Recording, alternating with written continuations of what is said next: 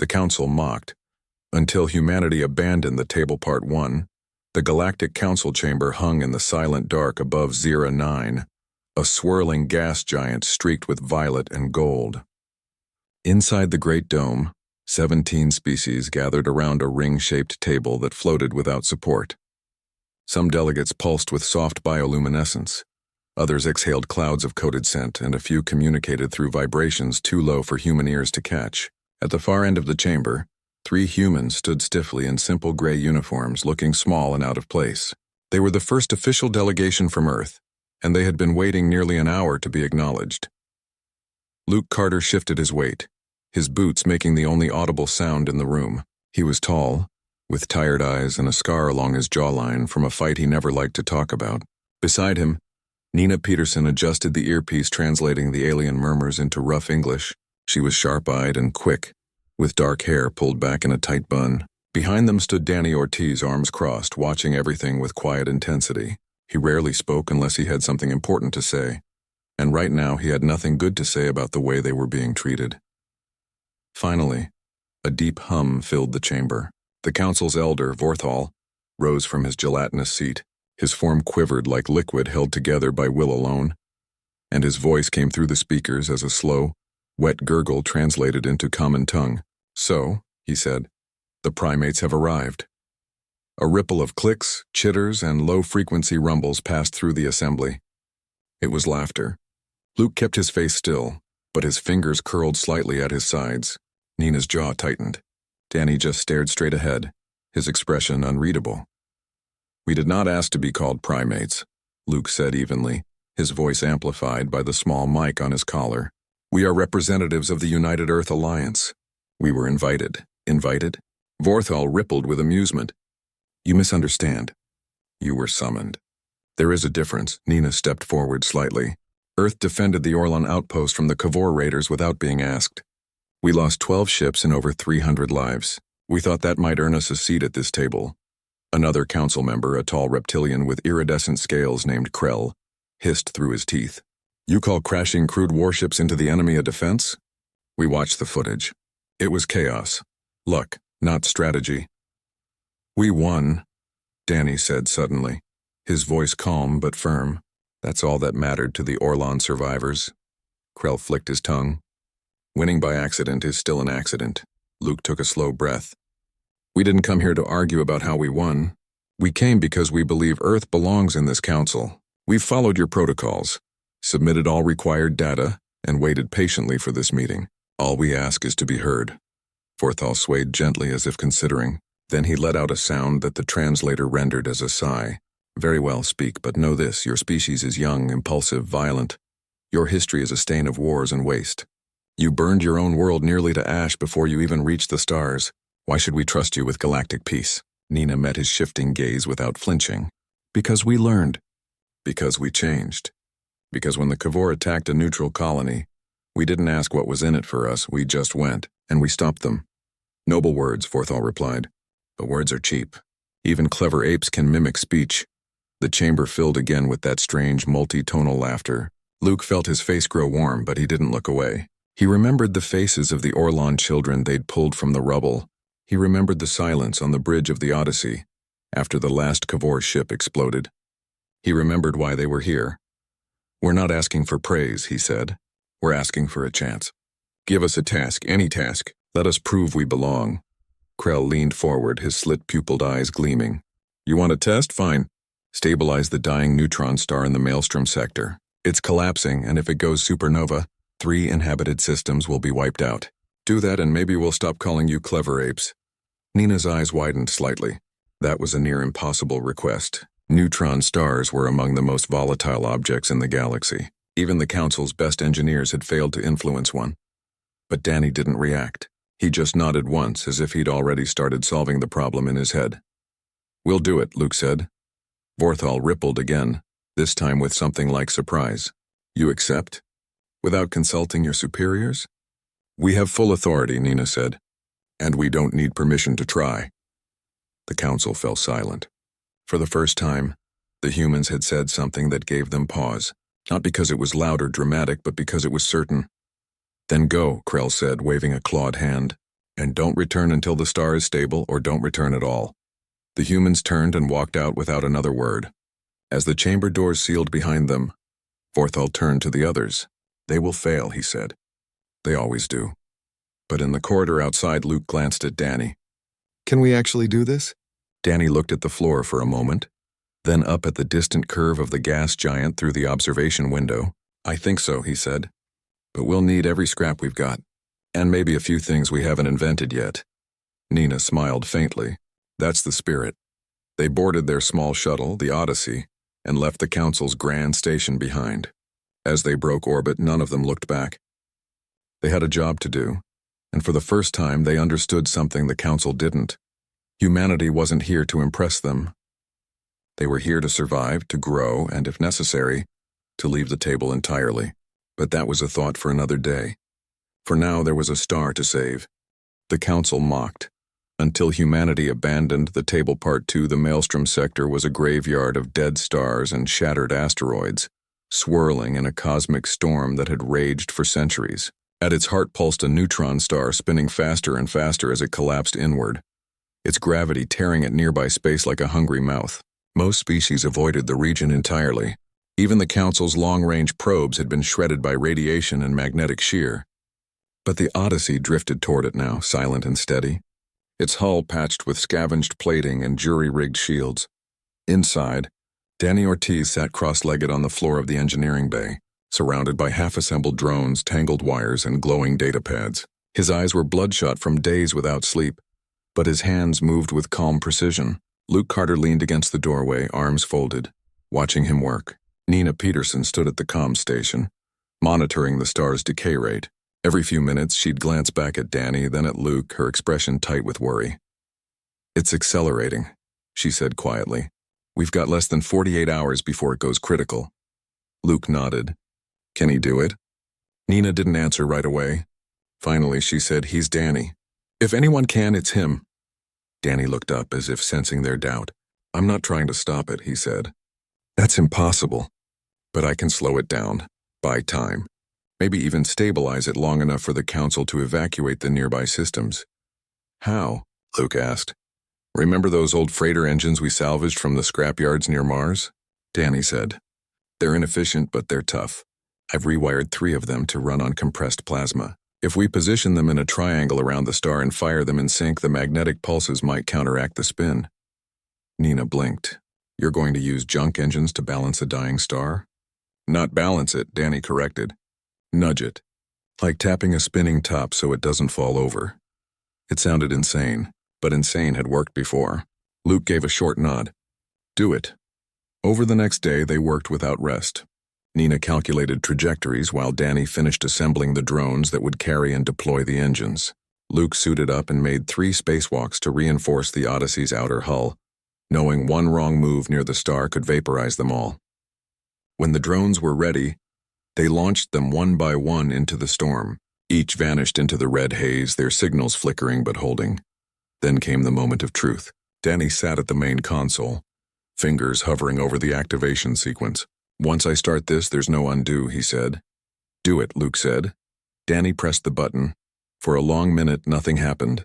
Then the star's spin slowed, just slightly. The radiation spikes dropped.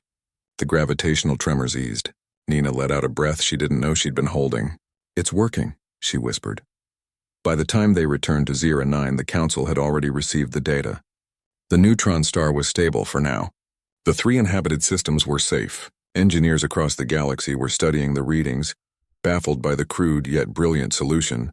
When the Odyssey docked, there was no laughter waiting for them, only silence. Forthal summoned them back to the chamber.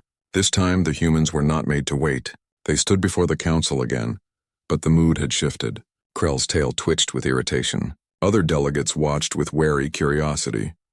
"You succeeded," Forthal said, his voice less mocking this time. "But luck favors the reckless. Let us see if your minds are as sharp as your desperation." He announced the second task: broker peace between the Zenthis hive clans. For over 200 years, the 2 great hives, Zor and Kale, had waged war over territory, resources, and ancient grudges written in pheromone script. Countless mediators had failed. The hives communicated only through scent, sound, and ritual combat. They did not trust outsiders. They did not speak common tongue, and they had never once accepted a truce. Nina's eyes lit up. We'll go. This time they landed on Zenthis not as soldiers or diplomats, but as guests.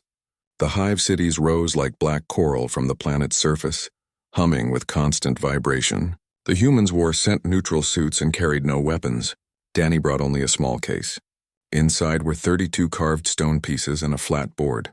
The hive elders gathered in a vast chamber deep underground. They towered over the humans, their chitinous bodies clicking in agitation. Nina stepped forward and bowed low. Through a translator tuned to subsonic frequencies, she spoke. We do not come to tell you what to do.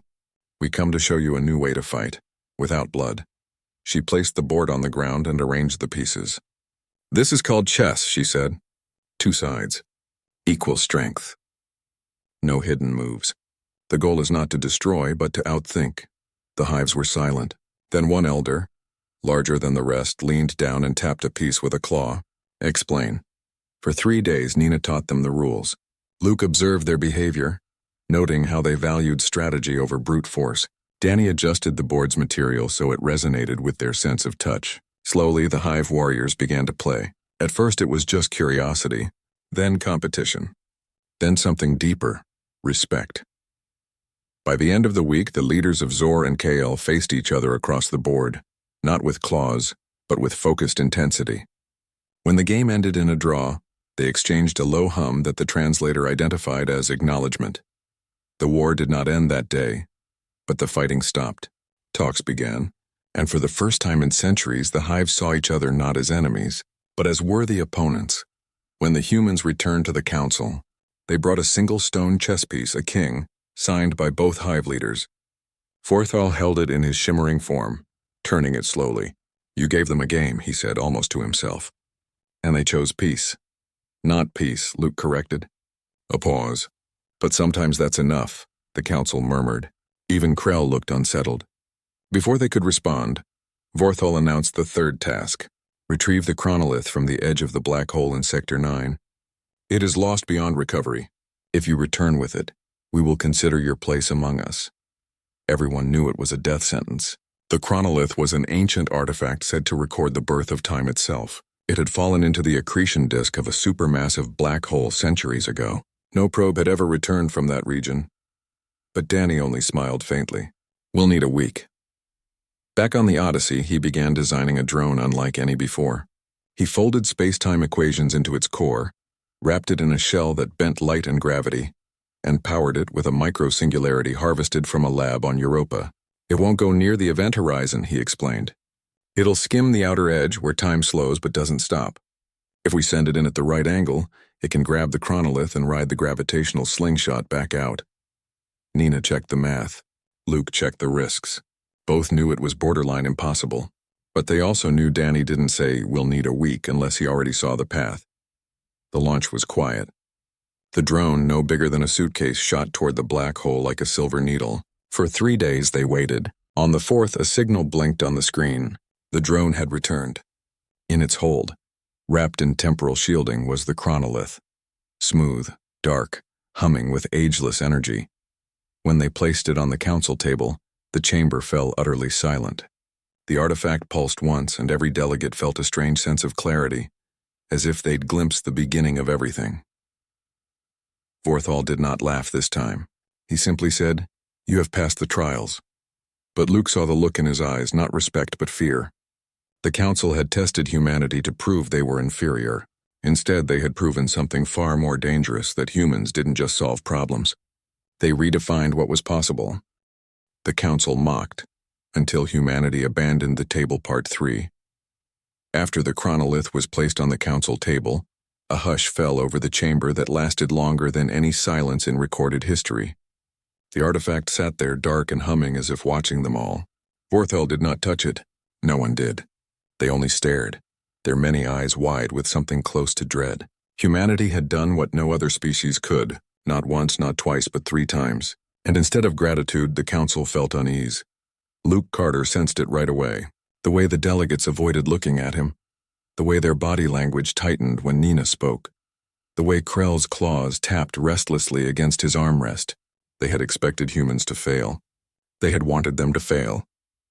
Now that they hadn't, the council didn't know what to do. A week later, the council announced that Earth would be granted provisional membership. It was not full status, just a trial period. But it was something. Luke, Nina, and Danny were given small quarters near the diplomatic wing, access to shared data networks, and permission to attend open sessions. On the surface, it seemed like progress. But behind closed doors, things were different. Forthal and Krell met in a sealed chamber deep in the station's core. With them were 3 other high-ranking delegates, their forms shadowed by dim light. "They are too unpredictable," Krell hissed. "They do not follow protocols. They invent new ones as they go. If we let them sit among us, they will unravel everything. They solved the unsolvable," one delegate murmured. "Perhaps that is a gift." "Or a threat," Forthal replied, his gelatinous body pulsing slowly. "Look at their history. They turned their own planet into a wasteland, then clawed their way back. They fight not because they must, but because they can. That kind of species does not join councils, they replace them. A plan formed in the quiet dark. They would not expel humanity outright. That would look weak. Instead, they would discredit them, isolate them, make the rest of the galaxy see humans not as heroes, but as dangers." The first move came through a data leak. False reports appeared on neutral news channels across the sector, claiming Earth was secretly building dark matter weapons, devices capable of erasing stars from existence. The evidence was cleverly forged. Grainy sensor logs, doctored communications, and fake schematics that looked just plausible enough to raise alarms. Within days, whispers spread. Trade ships avoided human ports. Allied species sent cautious inquiries. Even neutral observers began to watch Earth with suspicion. Nina was the first to notice. She spent hours tracing the data trails, her fingers flying over the console. "This isn't random," she told Luke one evening in their shared quarters. "Someone built this, and they used council-level encryption to make it look real." Danny sat by the window watching Zyra 9's storm swirl below. "They're scared," he said quietly. "So they're making us the monster." Luke stood by the door, arms crossed. He had seen this before on Earth in the old wars. When people feared what they couldn't control, they painted it as evil. "We need to confront them," he said. "And say what?" Nina asked. "You're lying about us." "Without proof, it's just our word against theirs." "Then we find proof," Luke said. But before they could act, the council summoned them again. This time the chamber was full. Every delegate was present. The air was thick with tension. Forthal floated at the center, his form unusually still. "Earth delegation," he began, his voice cold and clear. "Serious allegations have been brought to our attention. You stand accused of developing forbidden weapons in violation of galactic accords. Explain yourselves." Luke stepped forward. "Those reports are false. We have no such weapons. Never have. Never will." Krell leaned in. "Then why do your shipyards show unusual energy signatures? Why are your scientists studying quantum voids?" "Because we're curious," Nina said sharply. "Because that's what humans do. We ask questions. We explore. That's not a crime. Curiosity killed civilizations before yours," Forthal said. "And it will again." Luke looked around the room. Not one delegate met his eyes. Even those who had nodded in respect after the Zenthis peace now looked away. The decision had already been made. "You don't believe us," he said, not as a question but as a fact. "Belief is irrelevant," Forthal replied. "Trust is earned, and you have lost it." With that, he revoked their credentials. Their access codes were deactivated. Their quarters were to be vacated within the hour. They were no longer part of the council, not even provisionally. They were outsiders again. Worse than outsiders, they were suspects. As they walked back to their shuttle, the corridors felt colder. Other delegates hurried past without greeting them. Some even moved to the opposite side of the hall. Danny said nothing. Nina kept her head high, but her hands trembled slightly. Luke walked in silence, his mind racing. Back on the Odyssey, they sat in the dim light of the cockpit. For a long time, no one spoke. Finally, Nina said, "We should go public. Tell the truth. Show the data." "They'll say we faked it," Danny said. "They've already decided what we are." Luke looked out at the stars. "Maybe it doesn't matter what they think." Nina turned to him. "What do you mean?" "We came here because we believed in something bigger than Earth," he said. "We thought the council stood for order, for fairness. But it doesn't. It stands for control. For keeping things the way they've always been." Danny nodded slowly. "So what do we do?" Luke took a deep breath. We stopped playing their game. That night, while the station slept, Danny began disconnecting Earth's relay nodes from the Council network. One by one, the links went dark. Nina sent a final encrypted message to United Earth Command. Recall all assets. Full withdrawal, effective immediately. Luke recorded a short statement. Not angry, not pleading, just clear. Humanity sought a place at your table. You chose mockery over understanding. We will not beg for respect. By dawn, the Odyssey was prepped for departure. As they powered up the engines, a council officer hailed them, demanding an explanation. Luke didn't answer. He simply cut the comms. As the shuttle lifted off, none of them looked back at the great chamber, at the table they had tried so hard to join. They had given everything, proof, patience, even peace. And in return, they got suspicion and shame. But something else had changed too. In that moment of rejection, something inside them hardened. Not into bitterness, but into resolve. If the galaxy would not see them as equals, then humanity would walk its own path. Not as outcasts, not as rebels, but as a people who no longer needed permission to exist. The Odyssey jumped to warp, leaving 09 behind, and with it humanity left the table. Not in anger, not in fear, but in silence, the kind of silence that speaks louder than any words ever could. The Council mocked, until humanity abandoned the table. Part 4. At first, the Council barely noticed humanity was gone. The humans had been quiet even when present, and their sudden silence seemed like just another form of retreat. Forthall declared it a victory. They could not bear the weight of truth, he told the assembly. They slinked away like the primitives they are. Krell agreed, adding that the galaxy was safer without Earth's reckless experiments. For weeks, life on the Council station returned to its usual rhythm. Debates over trade routes, disputes between minor species, and endless discussions about protocol. But then the first anomaly appeared. A deep space freighter carrying medical supplies to the outer rim vanished without a distress call. Its last known position was near a human-maintained relay buoy. When investigators arrived, the buoy was dark, its power core removed, its data wiped clean. Strange, they thought. Probably a malfunction. They replaced it with a Council-built model and moved on. Then another relay failed, and another. Within a month, over 60 human-installed nodes across 3 sectors had gone offline. The Council scrambled to restore communications, but their own systems were slower, less efficient, and incompatible with older infrastructure. Trade convoys began missing scheduled check-ins. Emergency signals went unanswered. For the first time in generations, parts of the galaxy fell out of contact. Meanwhile, the Kavor raiders returned, not in scattered bands as before, but in coordinated fleets striking with terrifying precision.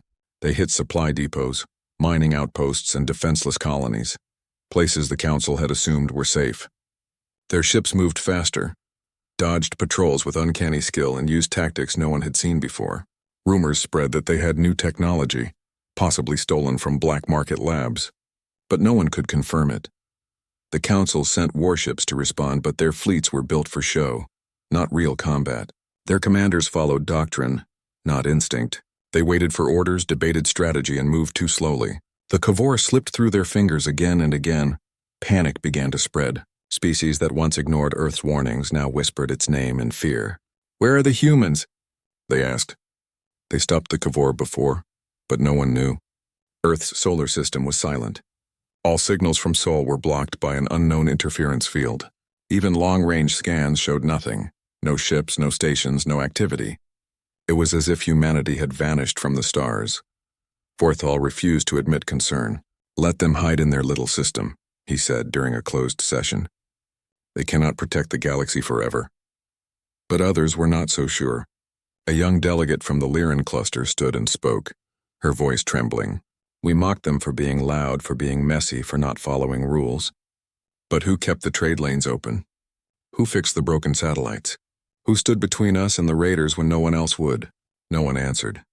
Back on Earth, life continued, but not as the Council imagined.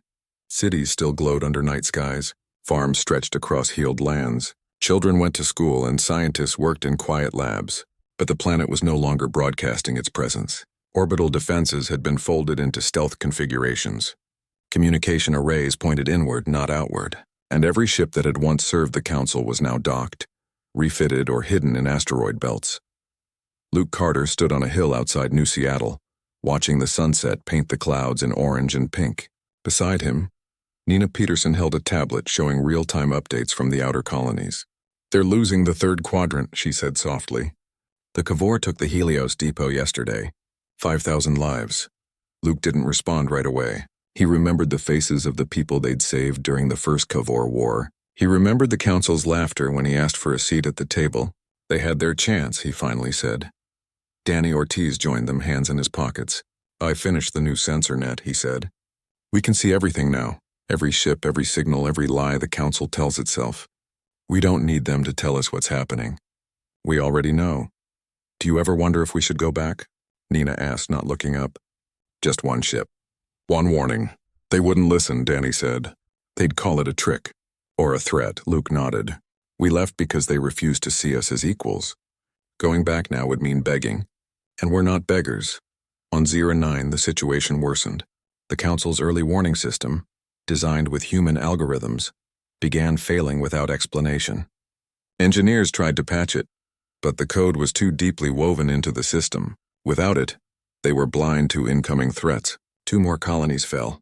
The Lyran delegate demanded emergency talks. Krell accused her of panic-mongering. Forthal called for calm, but his voice lacked its old certainty. Then came the worst blow.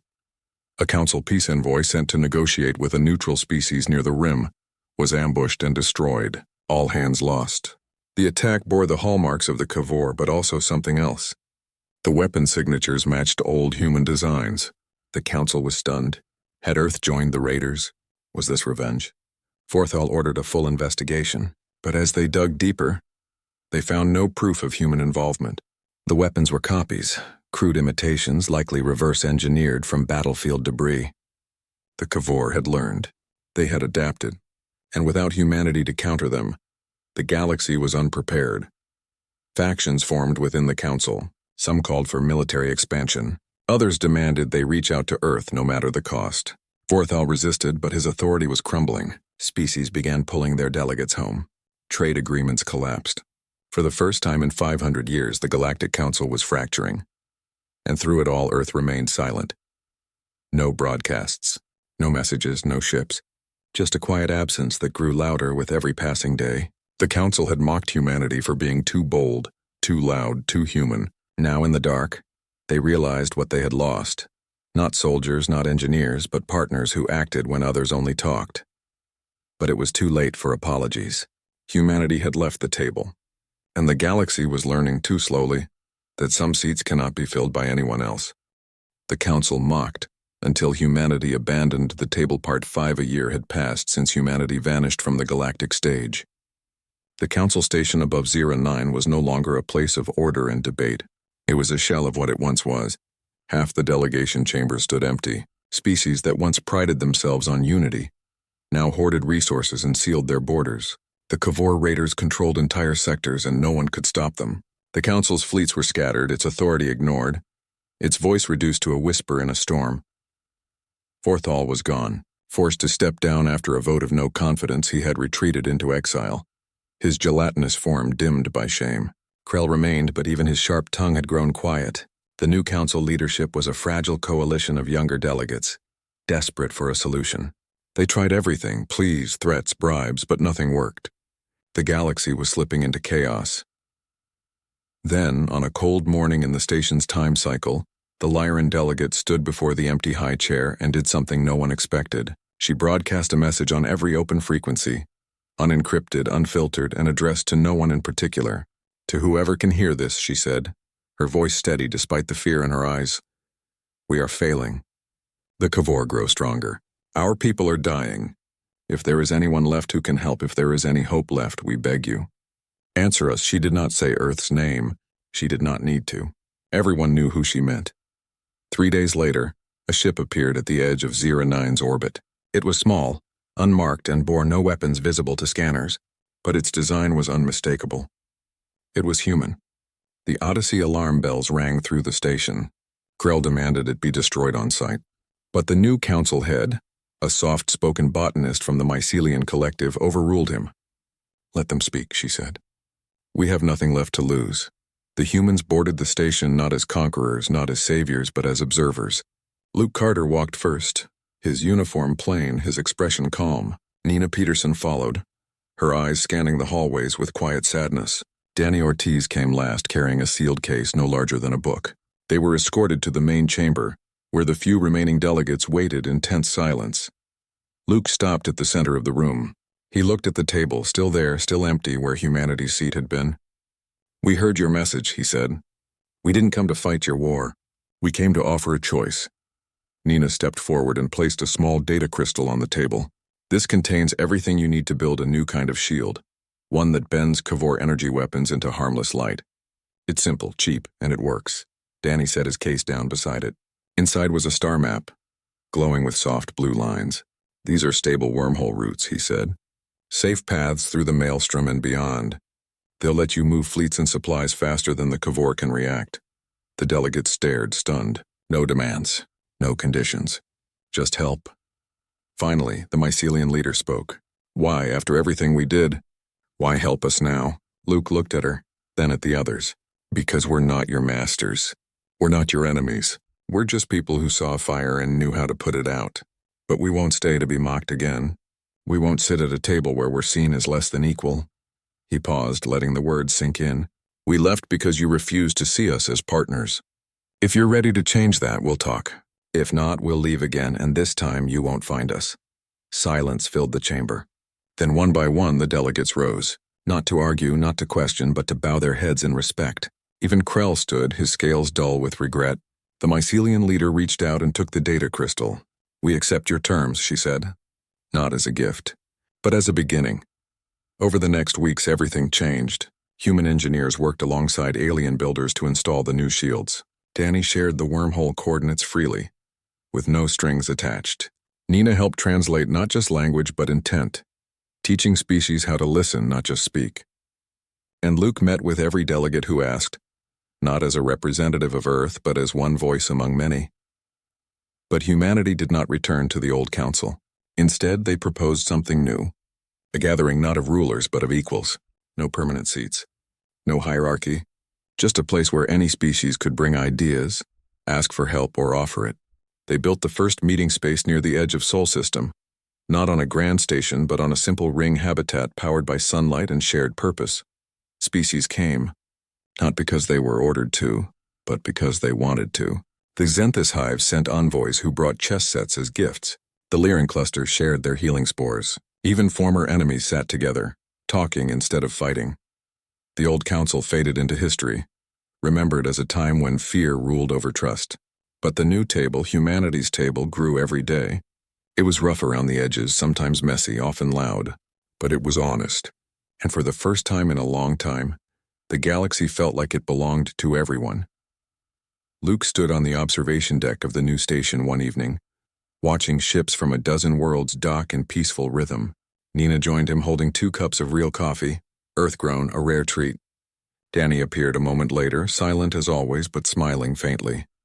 "Do you think they'll keep it this time?" Nina asked.